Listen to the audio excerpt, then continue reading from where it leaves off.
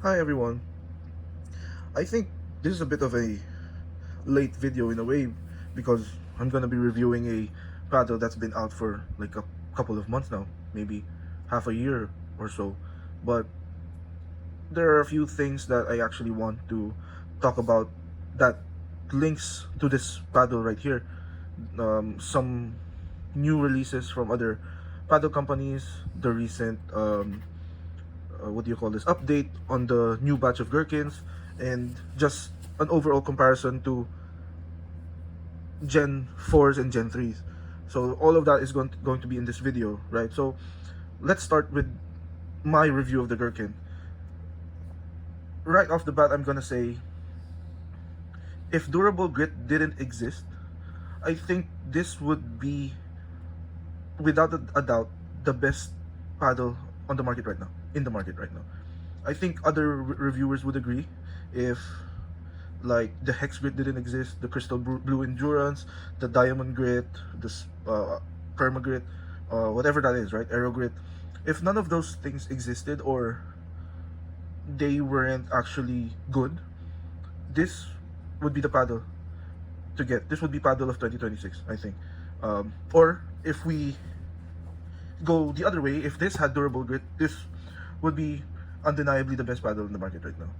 But that's just my opinion, right? Because I have my own personal preference with paddles, obviously, right? And some people like different kinds of paddles. Like some people still like these paddles right here, the Gen 3s. And I just think the Gherkin is so good that I've tried all of the other paddles I mentioned, the S tier paddles, and I think this, when the grit was like, I mean the grit is still good actually. Actually, this would be considered durable grit to me because it hasn't really um, smoothed out. It's still rough. It's actually the roughest grit I've ever touched on the paddle. It's even rougher than the durable grit ones, but the durable grit ones are stickier in a way. They're rough on a different level, like microscopically rough. They're like so, and this is sharp to the touch. So there's different kinds of grits, right? The feeling on this paddle is, I would consider it a Gen 3 killer. Like people, they like the Gen 3s because there's feel, there's dwell. It's one of those feelings that you can't really match, and companies have been trying to match that Gen 3 feeling. I'm not saying that the Gherkin has the Gen 3 feeling 100% down. Like it's super close, and it has the positives of both Gen 4 and Gen 3 because the Gherkin has this foam that's similar to MPP. It's NCP. I'm not gonna dwell on much on foam because, like James Ignatowicz said, it's just foam. Like it really matters. What matters is how it feels, right? So they use a foam that's soft feeling, but they made the what do you call this? The face carbon, fiberglass carbon. So there's softness in the foam and crispiness on the face. So you get the feeling of dwell from a Gen 3, but the pop of the Gen 4. If that makes sense. It's I've hit with the J6CR, which and the what do you call that? The Power 2 from 11624.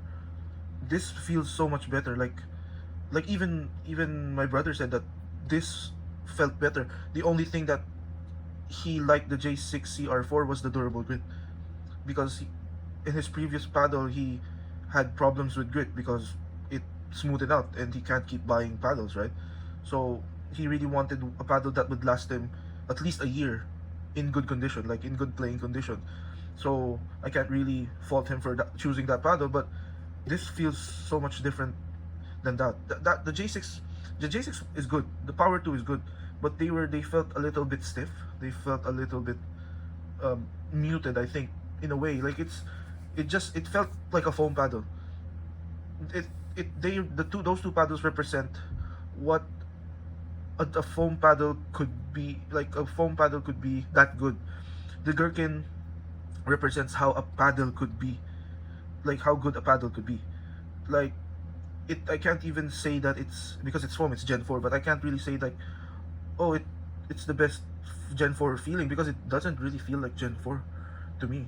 It feels like in between Gen 3 and 4, but it has foam, and apparently it's durable foam.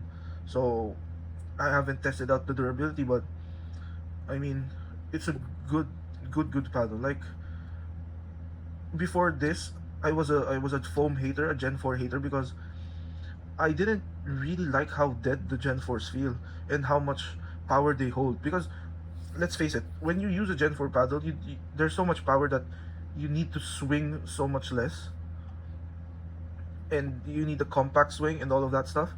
In Gen 3s and in Gen 2s, you can swing freely. You can be relaxed on the court and be like carefree in a way.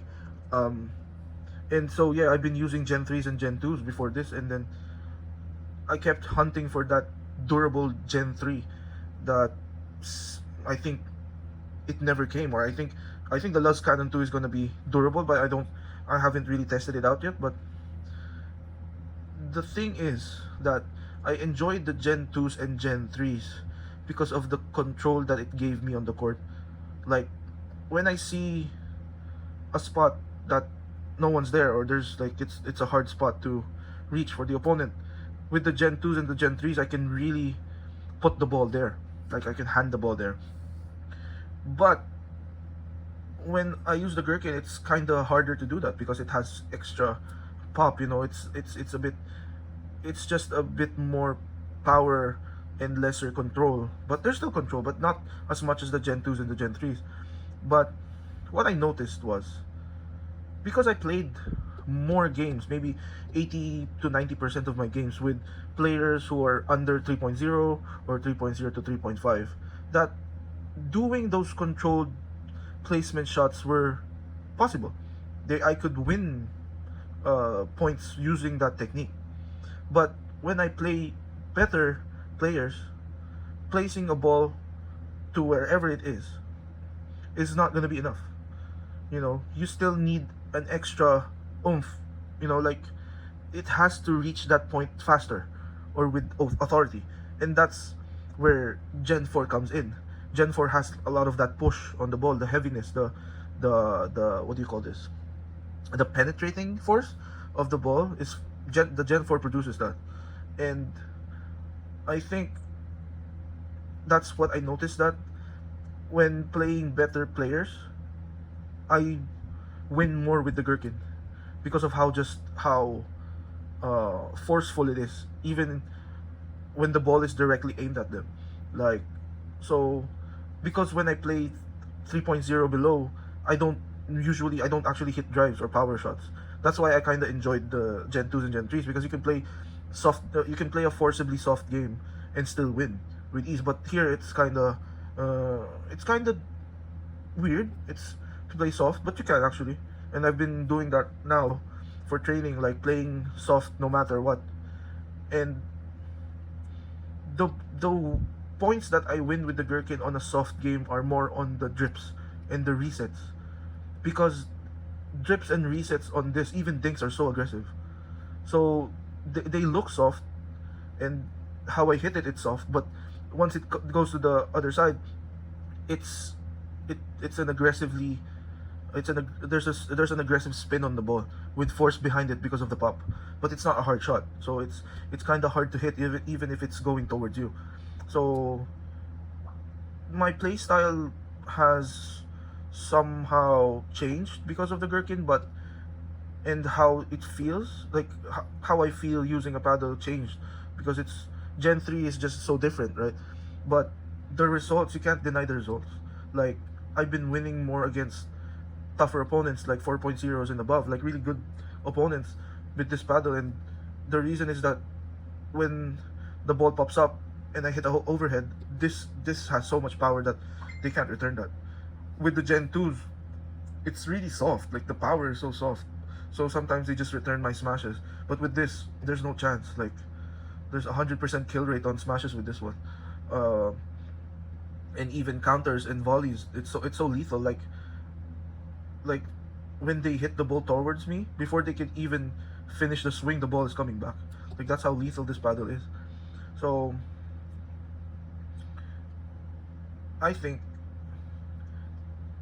this is one of those paddles that you need to try, because reviews don't do it justice. Like, because it doesn't have durable grit, they're like, they're saying that you shouldn't. No, I mean, they're not saying you shouldn't buy it, but they're obviously trying to push the durable grit paddles.